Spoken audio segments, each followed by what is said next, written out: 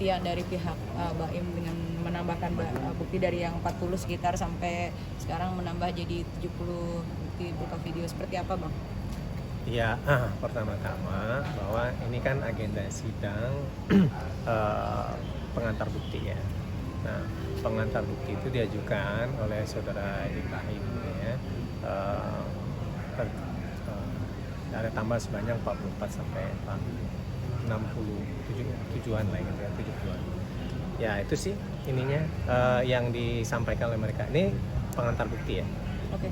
Pengantar bukti ya, belum merupakan suatu bukti ya yang bisa dijadikan suatu hal yang menjadi suatu keputusan nantinya. Ini pengantar bukti. Oke, dari pihak Abang sendiri sebagai kuasa hukum atau Paula, ini ada yang dibantah nggak sih Bang dari bukti-bukti yang disertakan di pengantar bukti ini Bang? Yang tidak sesuai gitu mungkin? Emang apa tuh? Nggak tahu Ya, juga. Video-video tadi Bang Hopi nggak mau sebutkan karena dia bilang itu kan ranah sidang. Nah, Ya. ada nggak yang hal-hal yang dibantah yang tidak sesuai dengan prinsip-prinsip Paula? Ya, pada prinsipnya. Kalau kami sih menilai bahwa itu kan masih berupa bukti elektronik ya. Sebagaimana saya katakan kemarin gitu ya, bukti itu kan harus didapatkan secara legal gitu kan. Nah, kemudian setelah itu kalau misalnya tidak secara legal itu tidak sah kayak gitu.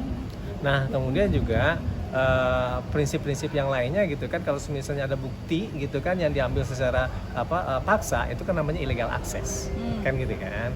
Nah, jadi bukti-bukti elektronik itu memang harus diacu berdasarkan dua ukuran tadi gitu kan. Satu, diambil secara legal, dan kemudian kedua, kalau tidak diambil secara legal atau diambil tanpa sepengetahuan, itu namanya illegal access.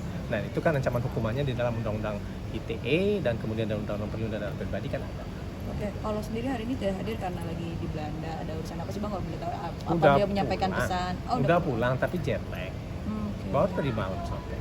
Ada mungkin trauma itu sendiri nggak sih Bang, yang 2 minggu lalu kan sidangnya berlangsung mungkin agak sedikit melukai hati dia sampai kita bisa melihat dia menangis gitu ya, kesedihan. Jadinya nggak mau datang atau seperti apa Bang? Intinya sebenarnya itu lebih kepada persoalan bagaimana Paula itu mendapatkan hak gitu kan, bertemu dengan anak-anaknya gitu kan, dan bersama dengan anak-anaknya gitu. Intinya ini kan belum ada keputusan pengadilan gitu kan, dan kemudian oleh sebab itu makanya dia menginginkan betul gitu kan bersama dengan anak-anak gitu kan. Bersama dengan anak itu dalam artian utuh ya, bukan dalam artian dia bertemu dan kemudian sekedar berbicara kemudian bertemu, enggak, tapi utuh nih gitu kan, karena belum ada keputusan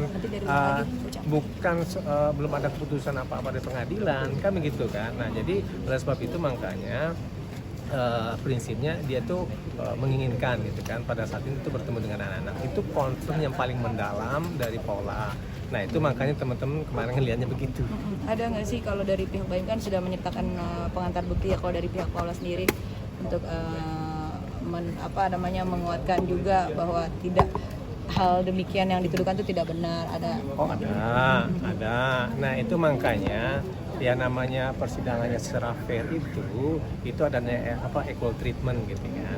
Nah, equal treatment itu ya salah satunya ketika Ibrahim itu mengajukan pengantar bukti gitu kan, ya kami juga berhak untuk mengajukan pengantar bukti gitu kan, tidak berdasarkan versi kami. Dan kemarin itu kan versi mereka, ya udah itu hak mereka juga gitu kan, sampai bilang saya lega dan macam-macam gitu kan. Tapi intinya sebenarnya itu versi mereka, yaitu sah-sah aja secara prosedur dari proses persidangan itu sah-sah saja. Oke, terakhir mungkin kalau dari Mas Baim kan pengen ini prosesnya cepat selesai ya, dan baik-baik aja pisah. Nah, kalau dari Paula sendiri ada yang disampaikan nggak sih Bang, apa pengen ini supaya nggak berlarut-larut, prosesnya bisa cepat dan berakhir dengan baik-baik juga nih Bang?